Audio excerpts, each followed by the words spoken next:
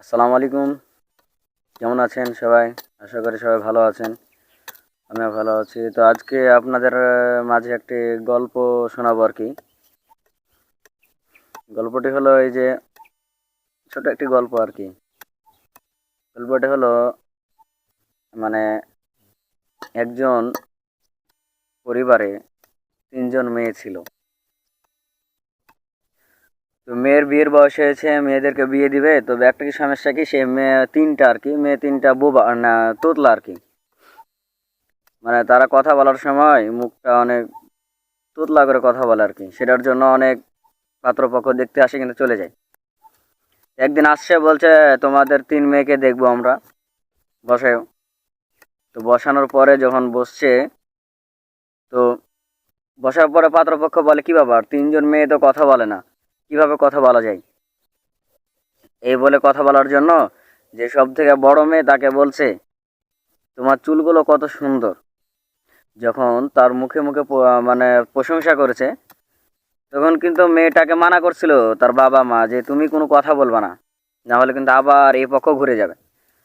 যখন তাকে কথা বলার জন্য টেকনিক খুঁজছে আর কি, কিভাবে তাদেরকে কথা বলা যায়, এমন সময় তাদেরকে বললো যে তোমার এই যে মাথার চুলটা কত সুন্দর। তখন বড় মেয়ে বলছে তোতলা করে যে আমি তো মাথায় টেম্পু করেছি মানে তোতলা ভাবে বলছে আর কি। তো এই যে তোতলা বলার কারণে তখন তার যে মেজো মেয়ে সে বলছে আম্মু কি তোকে কথা বলতে মানা করেনি, মানে তোতলা করে বলছে। তো দ্বিতীয় মেয়েও তোতলা করে কথা বলে ফেললো।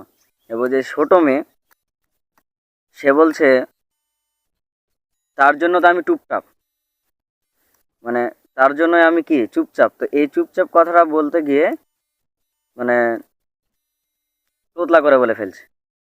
তো এই যে কথা বলার টেকনিক ছিল, মানে কিভাবে কথা বলাবে, মানে একজনকে কথা বলাতে গিয়ে বাকি ৩ জনই কথা বলে ফেললো।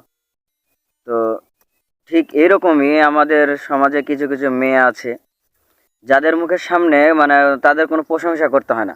হ্যাঁ, যে অমুক মেয়েটা এরকম, অমুক মেয়েটা, তাদের সামনে প্রশংসা করতে হয় না। তাদের সামনে প্রশংসা করলে মানে যে বিষয় না প্রশংসা করবেন সেই জিনিসটা ভালো তো হবেই না, বর্তমানে দেখবেন যে আরো খারাপ হয়ে গেছে। এই জন্য শুধু মেয়েদের না, ছেলেদেরও তাই। তবে কারো সামনে প্রশংসা করতে হলে কারো মানে যার বিষয়ে প্রশংসা করবেন তার সামনে প্রশংসা করবেন না, মানে না করাটাই ভালো আর কি।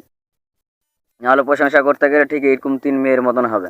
একজনকে প্রশংসা করতে হলে বাকি ৩ জনের মুখ খুলে ফেলবে, তখন ধরা খেয়ে যাবে। এই জন্য প্রশংসা করতে হলে আলাদাভাবে করুন, তার সামনে নয়।